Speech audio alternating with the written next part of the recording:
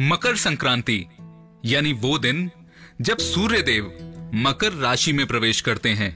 मकर राशि के स्वामी शनि हैं और इस दिन जब सूर्य मकर राशि में प्रवेश करते हैं तो ये माना जाता है कि इस दिन सूर्य देव अपने पुत्र शनि से मिलने आते हैं और इसीलिए इस दिन किए गए जप और दान का फल अनंत गुना होता है। और साथ ही सूर्य देव अपनी दिशा बदलकर दक्षिणायन से उत्तरायण होते हैं। इस दिन से ही नई ऋतु का आगमन भी माना जाता है। इस दिन ब्रह्मा जी, विष्णु भगवान, शिव जी, गणेश जी, आदि शक्ति और सूर्य देव की आराधना एवं उपासना का विधान है। संत महर्षियों के अनुसार मकर संक्रांति की पूजा के प्रभाव से प्राणी की आत्मा शुद्ध होती है, संकल्प शक्ति बढ़ती है, ज्ञान तंतु विकसित होते हैं और इसके साथ ही मेमोरी और कंसंट्रेशन पावर इंक्रीज होती है। यानी मकर संक्रांति चेतना को विकसित करने वाला पर्व है और ये संपूर्ण भारत में किसी न किसी रूप में मनाया जाता है। विष्णु धर्म सूत्र में कहा गया है कि पितरों की आत्मा की शांति के लिए और अपने स्वास्थ्य वर्धन तथा सर्व कल्याण के लिए इस दिन तिल का प्रयोग अत्यधिक फलदायक है और इस दिन तिल के 6 प्रयोग बताए गए हैं। पहला, तिल जल से स्नान करना। दूसरा, तिल का दान करना। तीसरा, तिल से बना भोजन करना। चौथा, तिल का जल में अर्पण करना। पांचवा, तिल से आहुति देना और छठा, तिल का उपटन लगाना। मकर संक्रांति के दिन से जब सूर्यदेव उत्तरायण हो जाते हैं तभी से देवों की ब्रह्म मुहूर्त उपासना का पुण्य काल प्रारंभ हो जाता है। इसी ब्रह्म मुहूर्त के पुण्य काल को परा अपरा विद्या की प्राप्ति का काल भी कहा जाता है। इसे साधना का सिद्धि काल भी कहा जाता है। इस काल में देव प्रतिष्ठा, गृह निर्माण, यज्ञ कर्म और ऐसे सभी शुभ कार्य किए जाते हैं। रामायण काल से भारतीय संस्कृति में दैनिक सूर्य पूजा का प्रचलन चला आ रहा है।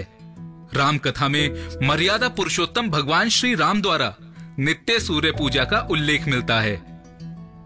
सिर्फ इतना ही नहीं, राजा भागीरथ भी सूर्यवंशी थे, जिन्होंने भगीरथ तप साधना के परिणाम स्वरूप पाप नाशनी मां गंगा को पृथ्वी पर लाकर अपने पूर्वजों को मोक्ष प्रदान करवाया था। राजा भगीरथ ने अपने पूर्वजों का गंगा जल, अक्षत और तिल से श्राद्ध तर्पण किया था।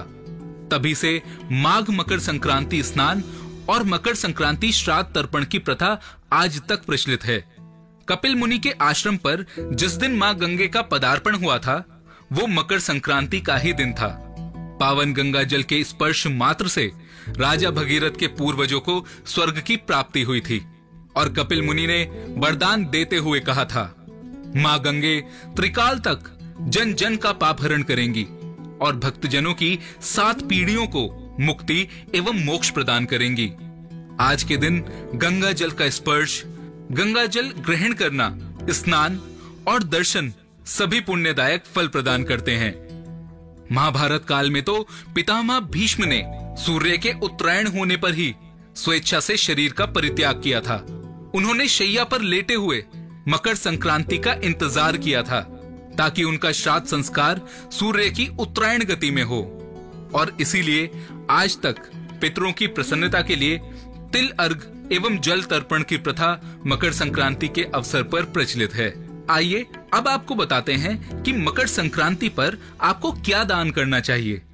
सबसे पहले तो जब आप दान करें तो ये अवश्य देखें कि जिसे आप दान कर रहे हैं वो जरूरतमंद हो।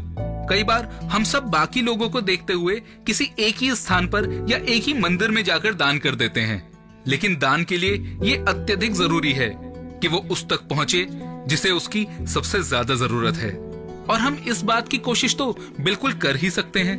एक और खास बात, दान केवल अच्छे मन से किया जाना चाहिए।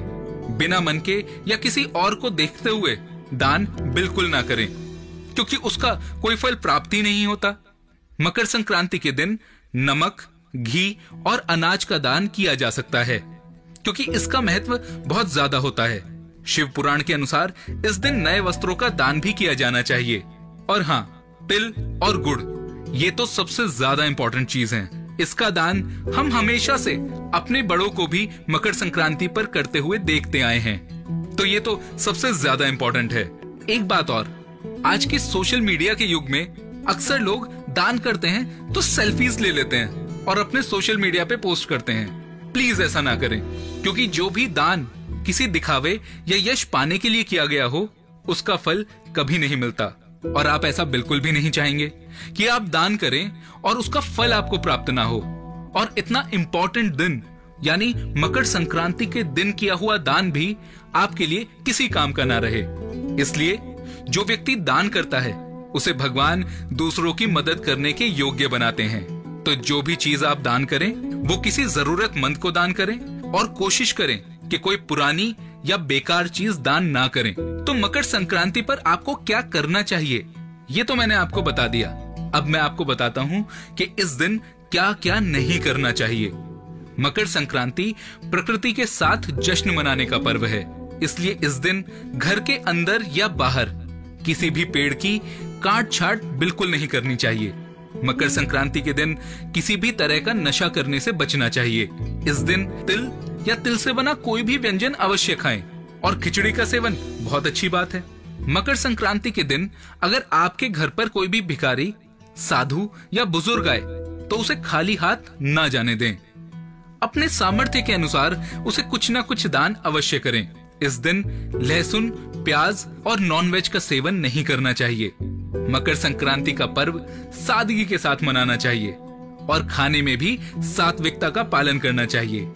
एक आखिरी बात, मकर संक्रांति के दिन अपनी वाणी पर संयम रखें और गुस्सा ना करें, किसी को बुरे बोल ना बोलें और सबके साथ मधुर व्यवहार करें। ये इसलिए भी इम्पोर्टेंट है क्योंकि कई बार हम किसी छोटे मोटे झगड़ों में अपने प्रियजनों को ही बुरी बात बोल देते हैं। और त्योहारों के दिन हमें बहुत संभल कर रहना चाहिए। जब भगवान की दृष्टि आप पर सबसे ज्यादा है, उस वक्त आप अपने किसी भी प्रिय का बुरा तो नहीं चाहेंगे।